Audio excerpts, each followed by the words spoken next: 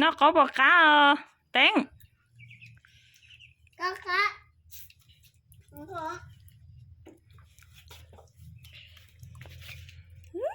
Thầy bé.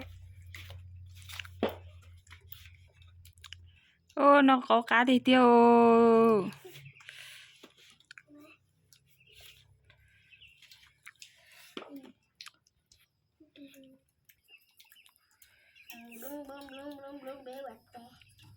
Nó có cá thì tiền nó bé từ mình nhỏ nó mẹ mẹ đó chỉ mà nó có căng thì tiền yo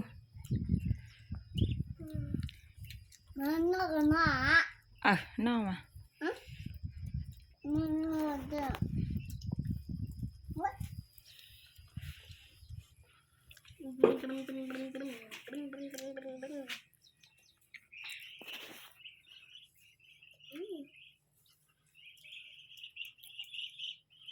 nó có căng thì tiền mẹ mẹ quậy đó chỉ mà nó có căng thì tiền nữa nó có lò căng nó có gió lò căng nó kia hả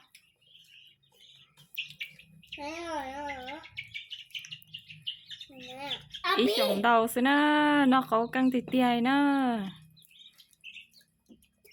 cái chuyện chơi đó Qua tao chỉ sản chưa. Tao chỉ sản chưa. Cái làm gì đó. Tôi chỉ đẹp cá không?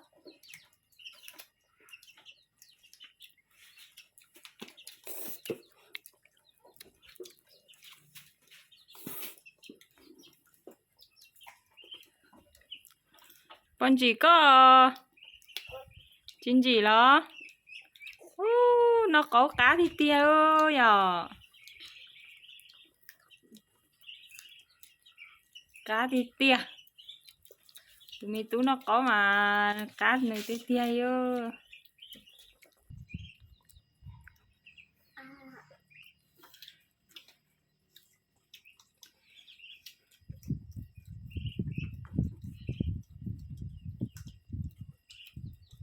nó có tia nữa mẹ mẹ đó chỉ nó có thế nó có gió căng thì tia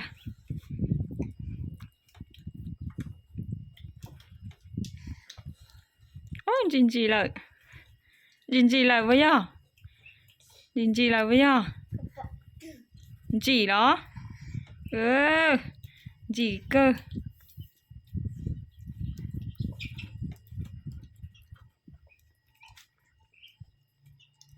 Ba.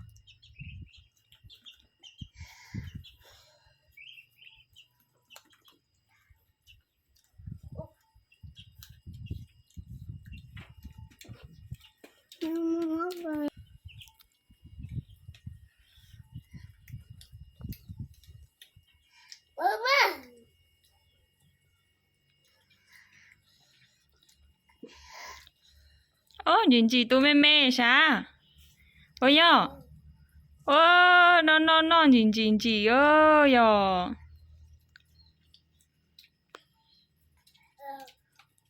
yo nó kia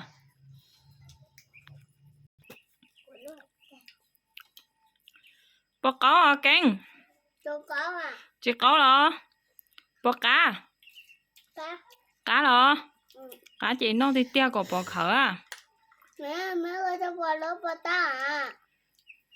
Bò ta đâu? Bò lớp bè đâu?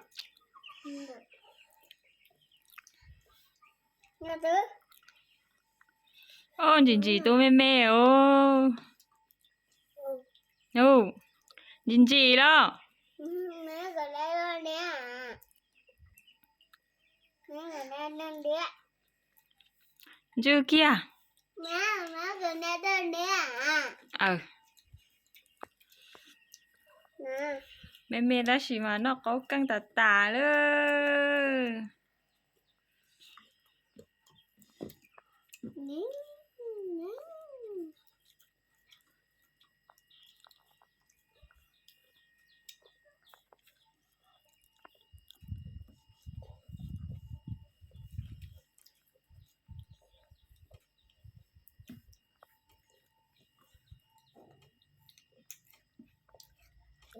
nhưng chỉ hậu đề nữa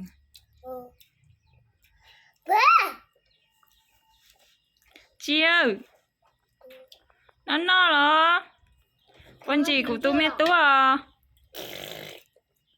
con gì à trứng chiều tăng con gì cơ à? trứng chị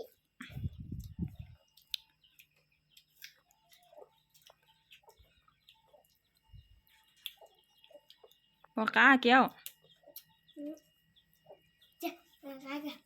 cá cơ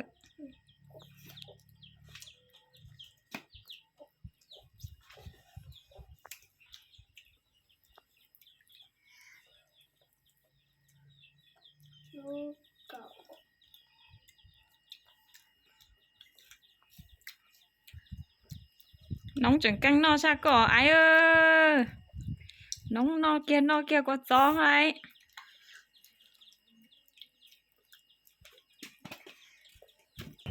giờ ai một hậu để nào giờ ai chỉ căng một của tôi nóng đi nóng mà căng đi tia tụi mẹ nó lơ nó tàu có gió thì nó có căng thì tia nữa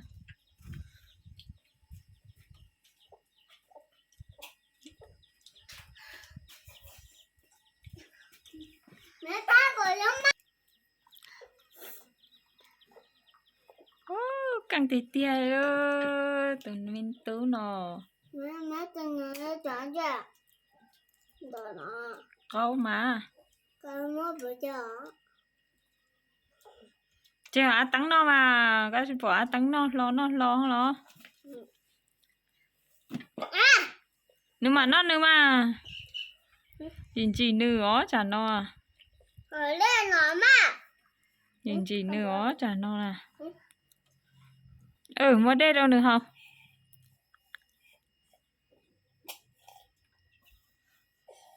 tao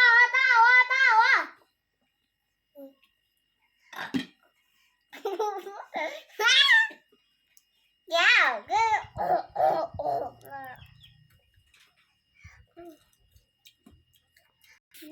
là sẽ nó tụi mình tú nó có căng thịt tia nó